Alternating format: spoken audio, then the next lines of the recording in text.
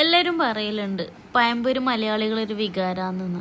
പക്ഷെ എനിക്ക് പഴംപൊരിനെക്കാട്ടി ഇഷ്ടം കേങ്ങ പൊരിച്ചാന്ന്. നമ്മുടെ നാട്ടിലെ കേങ്ങ പൊടി എന്ന് പറയുന്നത് കടലമാവിൽ മറ്റേ മധുരക്കേങ്ങ മുക്കി മുക്കി പൊരിച്ചെടുക്കും. നല്ല ടേസ്റ്റുള്ളൊരു സംഭവമാണ്. ഞാൻ ഇതിൻ്റെ ഫാനായിട്ട് മാറിയത് എങ്ങനെയെന്നറിയാം. അതൊരു പഴയ കഥയാണ്. പഴയെന്ന് പറയുമ്പോൾ അത്രയ്ക്ക് പഴയതൊന്നുമല്ല.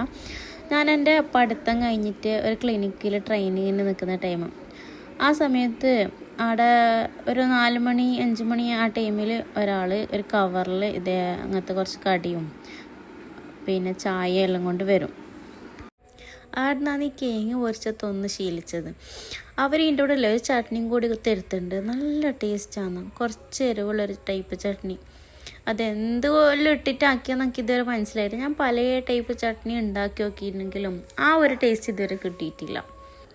ഇന്നത്തെ ചായ കൂടി ആ പഴയ ഓർമ്മ പുതുക്കലും കൂടിയാണ്.